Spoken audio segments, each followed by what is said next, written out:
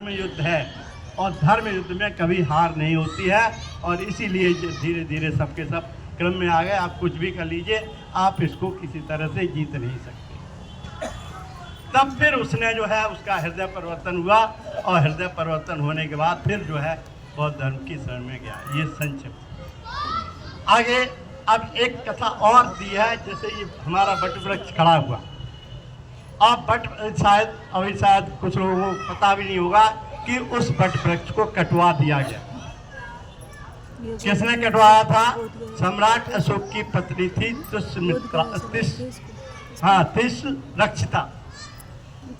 तिष्रक्षिता जो थी, वो श्रीलंका में जब महेंद्र और संघमित्रा धर्म प्रचार के लिए गए तो वहाँ का राजा था तिष, और तिष के यहाँ जो है 20 कन्याओं को तैयार किया जाता था। उन्हीं में से वो एक 20 कन्या थी। क्योंकि मैं शॉर्ट में बता रहा हूँ, कहानी तो बहुत लंबी है। 20 कन्या थी। अब चूंकि महेंद्र जब वहाँ से उनको धर्म परिवर्तन करके शिक्षा देने के बाद वापस आ रहे थे तो उस तिष ने उस तिष्रक्षिता को उनके साथ भेज दिया। देखने में बहुत सुंदर थी और वहाँ गई तो सभी देख करके, जो राज दरबार में सभी थे, सबने देखा। देख करके सभी दंग रह गए। वो तो राजमहल में रहने लगी। सम्राट अशोक ने जो है फिर उससे शादी की और शादी करने के बाद अब चूंकि वो जवान और सम्राट अशोक कैसे वृद्ध हो चुके थे। सम्राट अशोक की तीसरी पत्नी थी पद्मावती, उसका बेटा था कुणाल। अशोक उसी को राजा बनाना चाहते थे। अब क्योंकि अभी तक उसे पता नहीं था,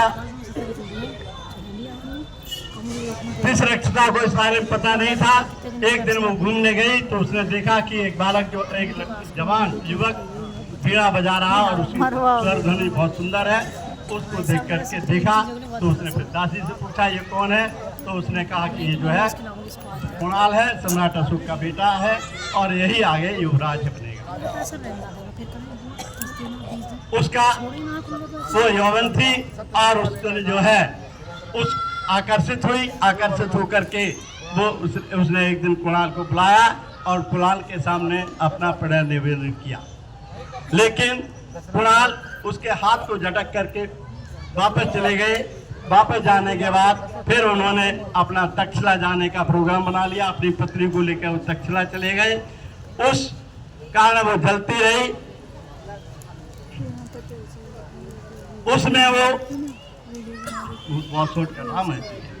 वो जलती रही और जलते जलते उसने क्या किया, जो है जो राजा उस पर विश्वास करने लगे थे। और जब विश्वास करने लगे तो राजा को एक दिन उसने अपने विश्वास में लेकर 8 दिन का शासन मांग लिया। 8 दिन का शासन मांग लिया। सम्राट को पता नहीं चला। और जब 8 दिन सम्राट ने अपना मुकुट भी दे दिया, अपनी अंगूठी भी दे दी। तो उसने ऑर्डर जारी कर दिया कि कुणाल की आंखों को निकाल कर के शीघ्र ही उपस्थित किया जाए। अब चूंकि मोहर लगी, अंगूठी की मुद्रा की मोहर लगी हुई है और राज्यादेश है। जब तक्षशिला पहुंचा तो तक्षशिला के महामंत्री ने पढ़ करके उस दंड रह गया कि राजा ने ऐसा आदेश दिया ही नहीं होगा। लेकिन चूंकि राजा क्या है, उसमें मोहर लगी हुई है तो उसे मानना पड़ा और मान करके उसने कुणाल को दिखाया। कुणाल ने कहा, अरे तुमने बहुत देर कर दी, ये तो 4 दिन हो गए इसे लाए हुए, इतनी देर कैसे कर दी, शीघ्र करो। और फिर कुणाल की आंखों को निकला करके उस रानी के सामने प्रस्तुत कर दिया। बाद में पता चला, जब उनसे कहा गया सम्राट से कि सम्राट ये तो आप लेटर दिखाया कि ये आपका पत्र है और आपके द्वारा भेजा गया है, तो सम्राट समझ गया कि ये तो उसी तिष्रक्षिता की सारी कहानी है। इससे पहले उसने एक आज्ञा और कर दी थी कि जो है बोध गया में जो बोध वृक्ष खड़ा हुआ है ये हमारे स्वतंत्र की तरह है।